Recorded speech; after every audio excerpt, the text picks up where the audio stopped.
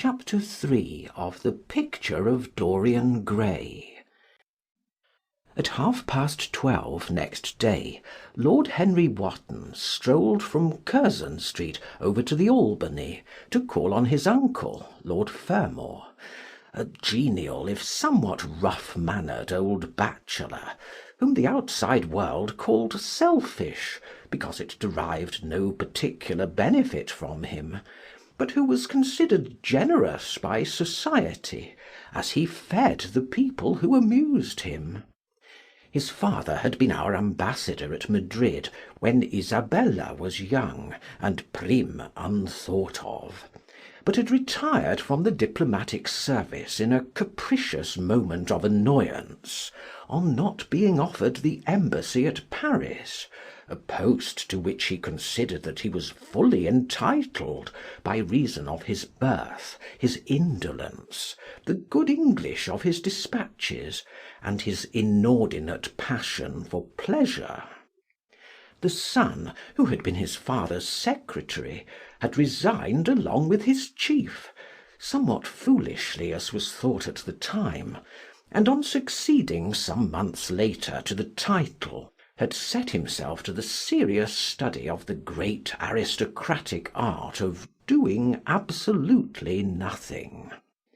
He had 2 large town houses, but preferred to live in chambers, as it was less trouble, and took most of his meals at his club. He paid some attention to the management of his collieries in the Midland counties, excusing himself for this taint of industry on the ground that the one advantage of having coal was that it enabled a gentleman to afford the decency of burning wood on his own hearth.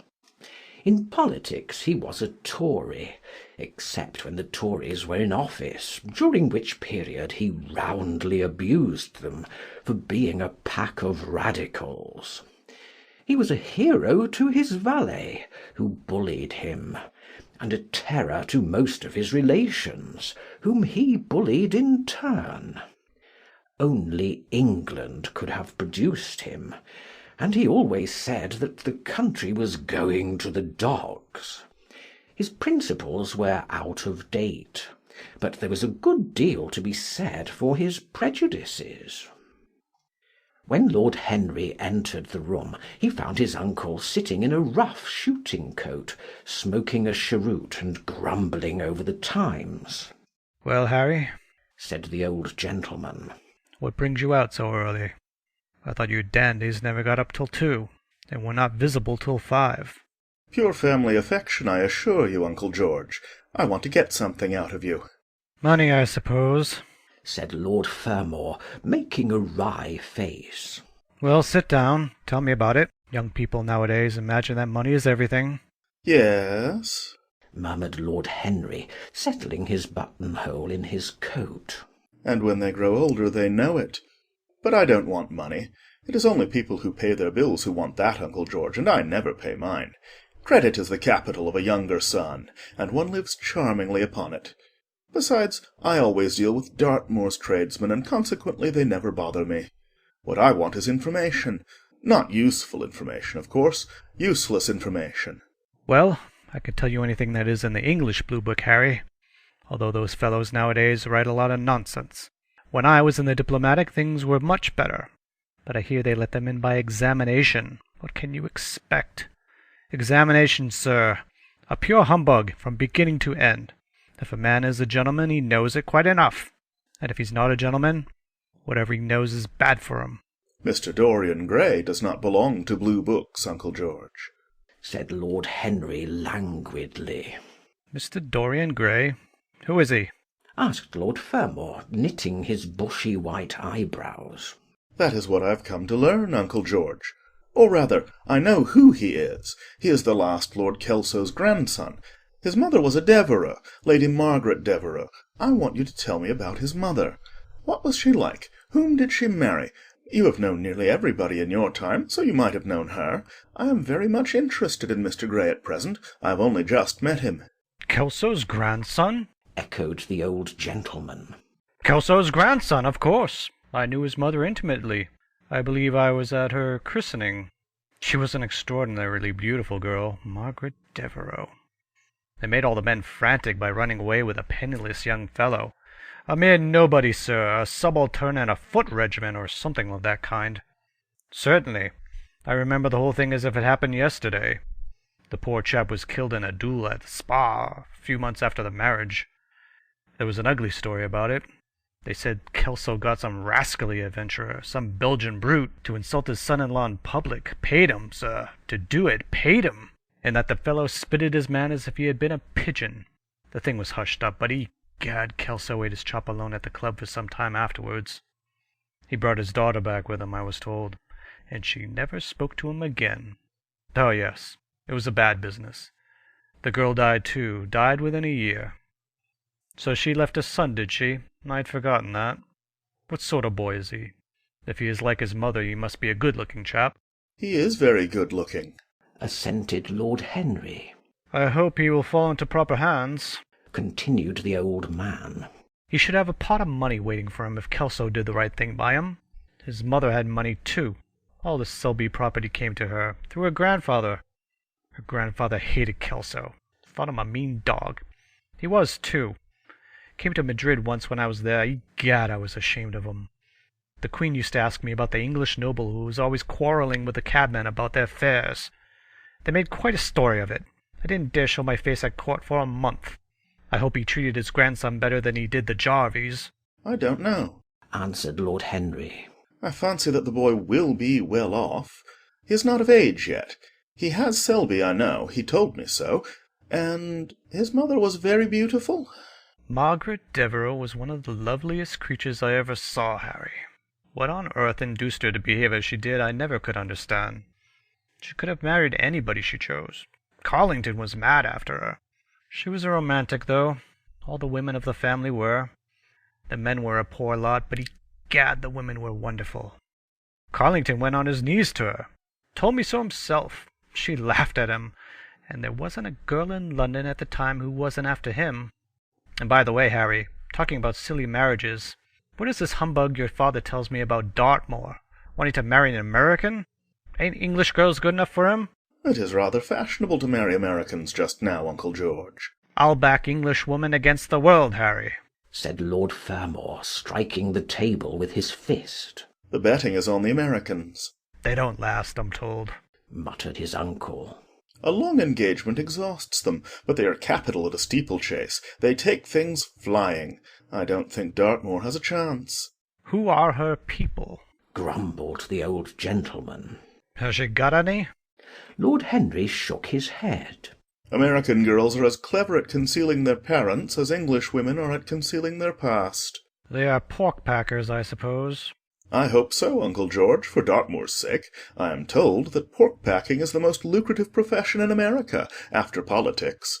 Is she pretty? She behaves as if she was beautiful. Most American women do. It is the secret of their charm. Why can't these American women stay in their own country? They were always telling us that it is the paradise for women. It is. That is the reason why, like Eve, they are so excessively anxious to get out of it, said Lord Henry. Goodbye, Uncle George. I shall be late for lunch if I stop any longer. Thanks for giving me the information I wanted. I always like to know everything about my new friends, and nothing about my old ones. Where are you lunching, Harry? At Aunt Agatha's. I have asked myself and Mr. Gray. He is her latest protégé. Tell your Aunt Agatha, Harry, not to bother me any more with her charity appeals. I am sick of 'em. Why, the good woman thinks I have nothing to do but write checks for her silly fads. All right, Uncle George, I'll tell her, but it won't have any effect. Philanthropic people lose all sense of humanity. It is their distinguishing characteristic. The old gentleman growled approvingly, and rang the bell for his servant. Lord Henry passed up the low arcade into Burlington Street, and turned his steps in the direction of Berkeley Square. So that was the story of Dorian Gray's parentage. Crudely as it had been told to him, it had yet stirred him by its suggestion of a strange, almost modern romance. A beautiful woman risking everything for a mad passion, a few wild weeks of happiness cut short by a hideous, treacherous crime.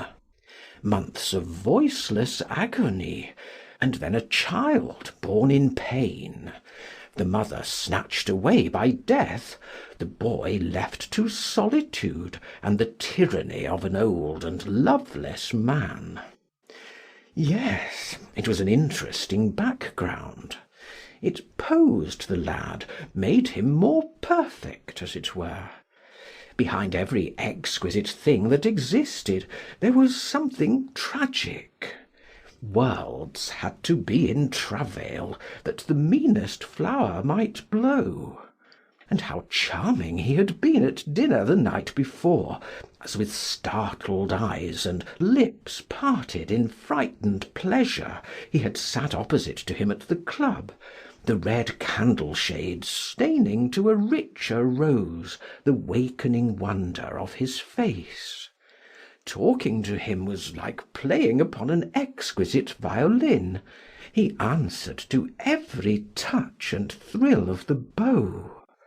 There was something terribly enthralling in the exercise of influence. No other activity was like it.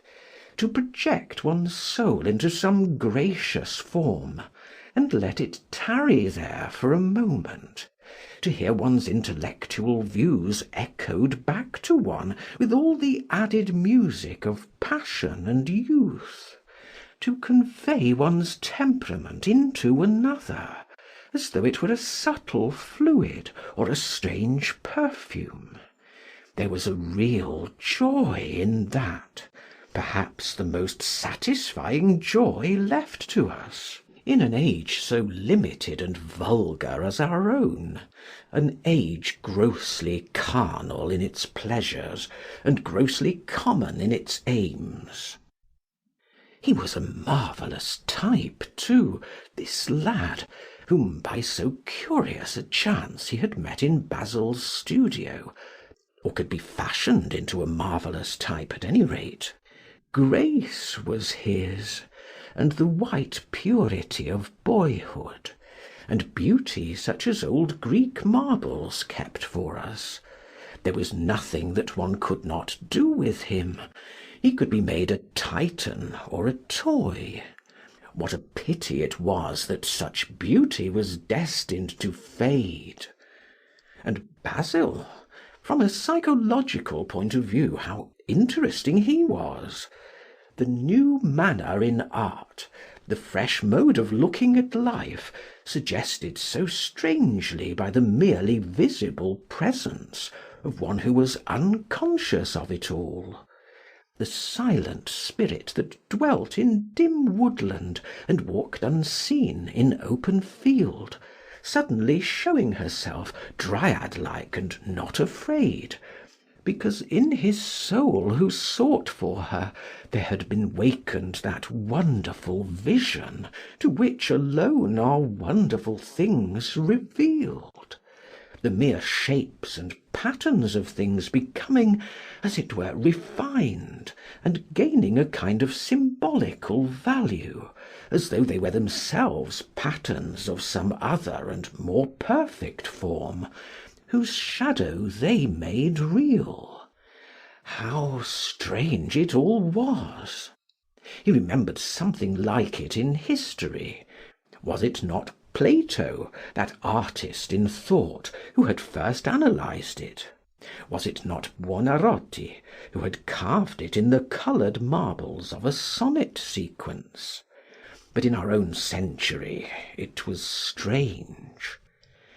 Yes, he would try to be to Dorian Gray what, without knowing it, the lad was to the painter who had fashioned the wonderful portrait.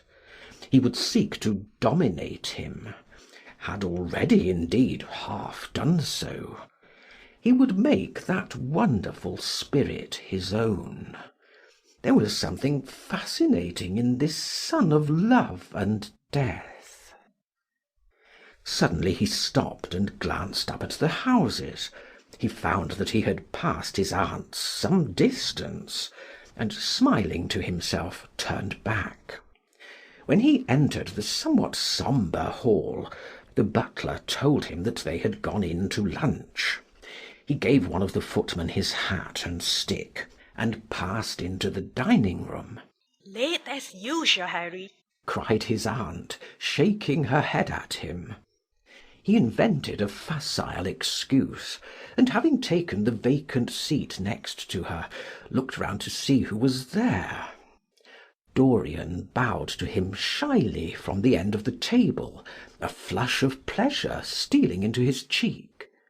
Opposite was the Duchess of Harley, a lady of admirable good nature and good temper, much liked by everyone who knew her, and of those ample architectural proportions that in women who are not duchesses are described by contemporary historians as stoutness.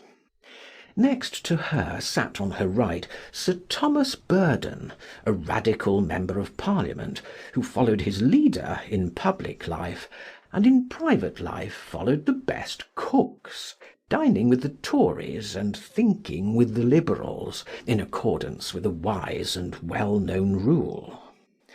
The post on her left was occupied by Mr. Erskine of Treadley, an old gentleman of considerable charm and culture, who had fallen, however, into bad habits of silence, having, as he explained once to Lady Agatha, said everything that he had to say before he was 30.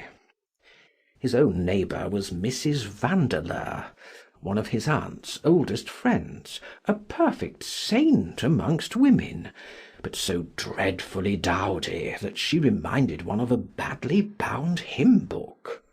Fortunately for him, she had on the other side Lord Fordle, a most intelligent middle-aged mediocrity, as bald as a ministerial statement in the House of Commons, with whom she was conversing in that intensely earnest manner which is the one unpardonable error, as he remarked once himself, that all really good people fall into, and from which none of them ever quite escape. "We are talking about poor Dartmoor, Lord Henry," cried the Duchess, nodding pleasantly to him across the table. "Do you think you will really marry this fascinating young person?" I believe she has made up her mind to propose to him, Duchess. "How dreadful! exclaimed Lady Agatha. Really, someone should interfere." I'm told, on excellent authority, that her father keeps an American dry goods store, said Sir Thomas Burdon, looking supercilious. My uncle has already suggested pork-packing, Sir Thomas. "Dry goods? What are American dry goods?" asked the Duchess, raising her large hands in wonder and accentuating the verb. American novels, answered Lord Henry, helping himself to some quail. The Duchess looked puzzled. "Don't mind him, my dear. Whispered Lady Agatha. He never means anything that he says." when America was discovered, said the Radical member, and he began to give some wearisome facts. Like all people who try to exhaust a subject, he exhausted his listeners. The Duchess sighed and exercised her privilege of interruption. "I wish to goodness it had never been discovered at all," she exclaimed. "Really, our girls have no chance nowadays. It is most unfair." Perhaps, after all, America never has been discovered, said Mr. Erskine. I myself would say that it had merely been detected. "Oh, but I have seen specimens of the inhabitants," answered the Duchess vaguely. "I must confess that most of them are extremely pretty, and they dress well too. They get all their dresses in Paris. I wish I could afford to do the same." they say that when good Americans die, they go to Paris. Chuckled Sir Thomas, who had a large wardrobe of Humour's cast-off clothes. "Really? And where do bad Americans go when they die?" inquired the Duchess. They go to America, murmured Lord Henry. Sir Thomas frowned. I'm afraid that your nephew is prejudiced against that great country, he said to Lady Agatha. I have travelled all over it in cars provided by the directors, who, in such matters, are extremely civil. I assure you, it is an education to visit it. But must we really see Chicago in order to be educated? asked Mr. Erskine plaintively. I don't feel up to the journey. Sir Thomas waved his hand. Mr. Erskine of Treadley has the world on his shelves. We practical men like to see things, not to read about them. The Americans are an extremely interesting people. They're absolutely reasonable. I think that is their distinguishing characteristic. Yes, Mr. Erskine, an absolutely reasonable people. I assure you, there's no nonsense about the Americans. How dreadful! Cried Lord Henry. I can stand brute force, but brute reason is quite unbearable. There is something unfair about its use. It is hitting below the intellect. I do not understand you, said Sir Thomas, growing rather red. I do, Lord Henry, murmured Mr. Erskine with a smile. Paradoxes are all very well in their way, rejoined the baronet. Was that a paradox? Asked Mr. Erskine. I did not think so. Perhaps it was. Well, the way of paradoxes is the way of truth. To test reality, we must see it on a tightrope. When the verities become acrobats, we can judge them.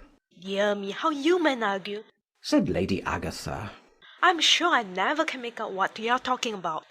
Oh, Harry, I'm quite vexed with you. Why don't you try to persuade our nice Mr. Dorian Gray to give up the East End? I assure you he would be quite invaluable. They would love his playing. I want him to play to me, cried Lord Henry, smiling, and he looked down the table and caught a bright answering glance.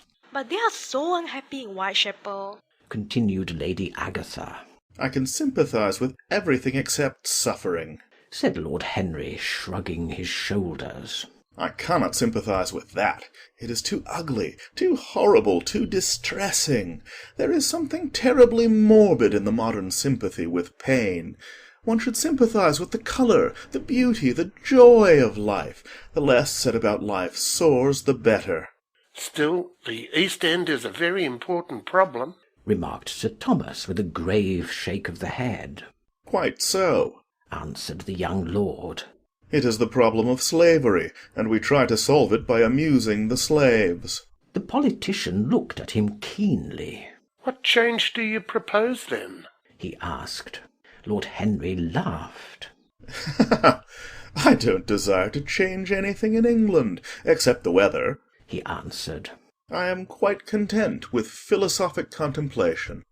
But as the 19th century has gone bankrupt through an over-expenditure of sympathy, I would suggest that we should appeal to science to put us straight.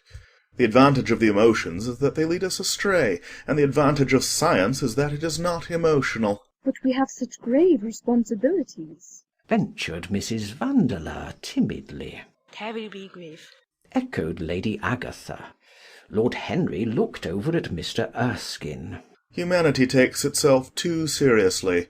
It is the world's original sin. If the caveman had known how to laugh, history would have been different. You are really very comforting, warbled the Duchess. I have always felt rather guilty when I came to see your dear aunt, for I take no interest at all in the East End. For the future I shall be able to look her in the face without a blush. A blush is very becoming, Duchess, remarked Lord Henry. Only when one is young, she answered. When an old woman like myself blushes, it is a very bad sign. Ah, Lord Henry, I wish you would tell me how to become young again. He thought for a moment. Can you remember any great error that you committed in your early days, Duchess? He asked. A great many, I fear, she cried. Then commit them over again, he said gravely. To get back one's youth, one has merely to repeat one's follies. A delightful theory, she exclaimed. I must put it into practice. A dangerous theory, came from Sir Thomas's tight lips. Lady Agatha shook her head, but could not help being amused. Mr. Erskine listened. Yes, he continued. That is one of the great secrets of life. Nowadays most people die of a sort of creeping common sense, and discover when it is too late that the only things one never regrets are one's mistakes. A laugh ran round the table. He played with the idea, and grew wilful, tossed it into the air and transformed it, let it escape and recaptured it. made it iridescent with fancy, and winged it with paradox. The praise of folly, as he went on, soared into a philosophy, and philosophy herself became young, and, catching the mad music of pleasure, wearing, one might fancy, her wine-stained robe and wreath of ivy, danced like a bacchante over the hills of life, and mocked the slow Silenus for being sober. Facts fled before her like frightened forest things.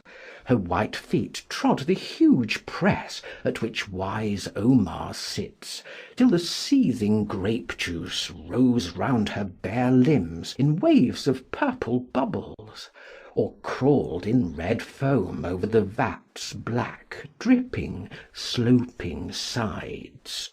It was an extraordinary improvisation. He felt that the eyes of Dorian Gray were fixed on him, and the consciousness that amongst his audience there was one whose temperament he wished to fascinate seemed to give his wit keenness and to lend colour to his imagination. He was brilliant, fantastic, irresponsible. He charmed his listeners out of themselves, and they followed his pipe, laughing. Dorian Gray never took his gaze off him, but sat like one under a spell, smiles chasing each other over his lips, and wonder growing grave in his darkening eyes. At last, liveried in the costume of the age, reality entered the room, in the shape of a servant, to tell the Duchess that her carriage was waiting. She wrung her hands in mock despair. How annoying, she cried. I must go. I have to call for my husband at the club to take him to some absurd meeting at Willis's rooms, where he is going to be in the chair. If I am late he is sure to be furious, and I couldn't have a scene in this bonnet. It is far too fragile. A harsh word would ruin it. No, I must go, dear Agatha. Good-bye, Lord Henry. You are quite delightful and dreadfully demoralizing. I'm sure I don't know what to say about your views. You must come and dine with us some night. Tuesday. Are you disengaged Tuesday? For you, I would throw over anybody, Duchess, said Lord Henry with a bow. Ah, that is very nice and very wrong of you, she cried. So mind you come. And she swept out of the room, followed by Lady Agatha and the other ladies. When Lord Henry had sat down again, Mr. Erskine moved round, and taking a chair close to him, placed his hand upon his arm. You talk books away, he said. Why don't you write one? I am too fond of reading books to care to write them, Mr. Erskine. I should like to write a novel, certainly, a novel that would be as lovely as a Persian carpet, and as unreal. But there is no literary public in England for anything except newspapers, primers, and encyclopedias. Of all people in the world, the English have the least sense of the beauty of literature. I fear you are right, answered Mr. Erskine. I myself used to have literary ambitions, but I gave them up long ago. And now, my dear young friend, if you will allow me to call you so, may I ask if you really meant all that you said to us at lunch? I quite forget what I said, smiled Lord Henry. Was it all very bad? Very bad indeed. In fact, I consider you extremely dangerous, and if anything happens to our good Duchess, we should all look on you as being primarily responsible. But I should like to talk to you about life. The generation into which I was born was tedious. Some day when you are tired of London, come down to Treadley and expound to me your philosophy of pleasure over some admirable Burgundy I am fortunate enough to possess. I shall be charmed. A visit to Treadley would be a great privilege. It has a perfect host and a perfect library. You will complete it, answered the old gentleman with a courteous bow. And now I must bid good-bye to your excellent aunt. I am due at the Athenaeum. It is the hour when we sleep there. All of you, Mr. Erskine? 40 of us, in 40 armchairs. We are practising for an English Academy of Letters. Lord Henry laughed and rose. I'm going to the park, he cried. As he was passing out of the door, Dorian Gray touched him on the arm. Let me come with you, he murmured. But I thought you had promised Basil Hallward to go and see him, answered Lord Henry. I would sooner come with you. Yes, I feel I must come with you. Do let me. And you will promise to talk to me all the time? No one talks so wonderfully as you do. Ah, I have talked quite enough for today, said Lord Henry, smiling. All I want now is to look at life. You may come and look at it with me if you care to. End of chapter 3.